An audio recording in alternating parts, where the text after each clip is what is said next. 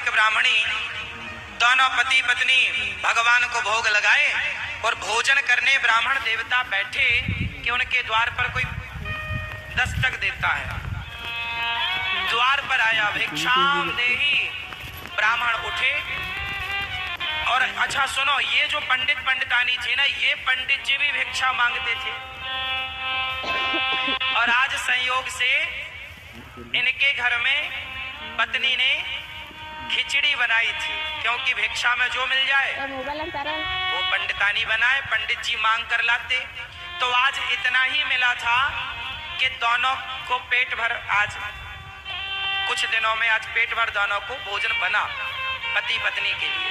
तब तक द्वार में कोई आ गया, पंडित जी खानी बैठे थे, थाली छोड़ी, दरवाजा खोला, आइए आइए। कोई भूखा था, भैया बड़ी भूख लगी, कुछ मिले? हाँ हाँ आओ। जबकि पंडित पंडितानी भी भूखे थे और खाने के लिए थोड़ा खिचड़ी बनी थी आज, और वो भूखे आदमी को पंडित जी ने अपनी थाली पकड़ाई। तो वो गरीब आदमी, उसने भोजन किया, पंडित जी के थाली उसने पूरी खा ली। अब पंडितानी ने जो अंदर थोड़ा सा बचाया होगा, उसने पंडित जी ने कहा और हाँ हाँ भूख बहुत, थोड़ा और मिल जाए, बहुत अच्छी स्वादिष्ट खिचड़ी है, लो भैया। उसने पूरी खा ली। वो आदमी हाथ धोया और खा पी के पंडित जी ने जैसे उसको प्रणाम किया, नमस्कार किया, विदाई कर दी। वो खा पी के खुश होके चला गया। अब पंडित पंडितानी के पास क्या बचा जानते हो? केवल वो बर्तन जिसमें बनाया था। तो दोनों बैठे साथ में, पंडित पंडितानी, और वो जो बर्तन में बना तो पूरा परोस दिया, पर कुछ तो उसमें बचे ही था ना, जरा सा। तो पूरा खरोंच खरोंच के, चम्मच से खरोंच के वो खिचड़ी निकाली, इतनी सी निकली। आधी पंडितानी ने खाई, आधी पंडित जी ने खाई। और खाकर जब हाथ धोए, तो जब हाथ धोने का पानी गिरा तो वहां पर एक गिरगिट था। गिरगिट, गिरगिट समझते हैं ना? गिरगिट, गिरधौना। गिरगिट के पीछे के हिस्से में वो पानी, पंडित जी के हाथ धुलने का पानी गिरगिट के पीछे हिस्से, पूंछ वाले हिस्से में, पीछे के दो पैर और पूंछ के हिस्से में पानी गिरा, तो उसकी पूंछ और पीछे के दो पांव सोने के हो गए, सोने, और रंग बदल गया। अब गिरगिट बड़ा प्रसन्न, वाह देखो मैं सोने का हो गया। तो गिरगिट ने पंडित जी से कहा, पंडित जी जरा और पानी मेरे ऊपर डाल दीजिए पूरा, तो मैं पूरा सोने का हो जाऊं। पंडित जी ने कहा तू आधा तो यहाँ हो गया है, अब जा, धर्मराज युधिष्ठिर यज्ञ करने वाले हैं, जा, जहां ब्राह्मण लोग खा के हाथ धुलेंगे वहां तू बैठा रहना। जब उनके हाथ धुलने के जल से तेरा पूरा शरीर सोने का हो जाए, तब मान लेना कि धर्मराज युधिष्ठिर का यज्ञ पूरा हो गया। भैया वो गिरधौना उस यज्ञ में चला गया, वो आधा सोने का हो गया।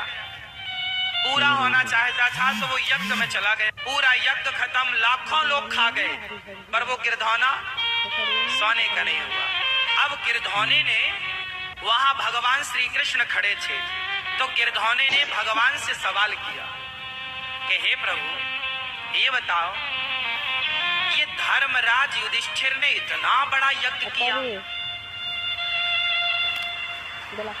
और इतना बड़ा यज्ञ करने के बाद, और जब यज्ञ किया ना तो धर्मराज को बड़ा घमंड था, मैंने यज्ञ किया, मैंने। ये बात तब की है जब गिरधौने का आधा शरीर सोने का था पंडित जी के हाथ धुलने से। अभी ये स्वपच को लाए नहीं थी। पूरा यज्ञ पूरा हो गया। धर्मराज ने कहा है कोई मेरे जैसा दानी, देखो मैंने कितना सब खिलाया पिलाया। भगवान बोले युधिष्ठिर जी को घमंड हो गया। तो गिरधौना बोला अरे महाराज तुम्हारा यज्ञ किसी काम का नहीं है। क्यों? बोले हम तो पंडित जी के यहाँ गए थे तो उन्होंने खा के हाथ धोया तो मैं आधा सोने का हो गया, और उन्होंने बोला कि तू वहां जा युधिष्ठिर की यज्ञ में, जब पूरा सोने का हो जाए तब मानना। मैं पूरा सोने का तो अभी हुआ नहीं। धर्मराज युधिष्ठिर बोले पूरा सोने का तुम कैसे होगे? भगवान बोले जब आखिरी व्यक्ति खा लेगा, जब आखिरी व्यक्ति का पेट भर जाएगा और उसके हाथ का धौमन जब इसके ऊपर गिरेगा तो वो गिरधौना सोने का हो गया। अब प्रश्न धर्मराज ने पूछा कि प्रभु ये ब्राह्मण कौन है जिसके स्पर्श से, ये पानी के स्पर्श से ये गिरधौना गिरगिट आधा सोने का हो गया? तब भगवान ने कहा धर्मराज तुम इतने बड़े पैसे वाले हो, तुमने इतना बड़ा दान किया तो कोई बहुत बड़ी बात नहीं, लेकिन वो ब्राह्मण जिसके पास केवल आज का ही भोजन था और उसके सामने कोई भूखा आया तो अपना भोजन, अपनी थाली उसे दे दी और दोनों पति पत्नी भूखे रह गए। जरा सा खा के जब हाथ धुला तो उन्होंने किसी भूखे को भोजन कराया, उस भोजन कराने के पुण्य से उनके हाथ का धौमन गिरा तो ये गिरगिट आधा सोने का हो गया। और तुम्हारे यहाँ लाखों खा गए फिर भी ये सोने का नहीं भया, क्योंकि तुम्हें अभिमान है, तुम्हें अभिमान है।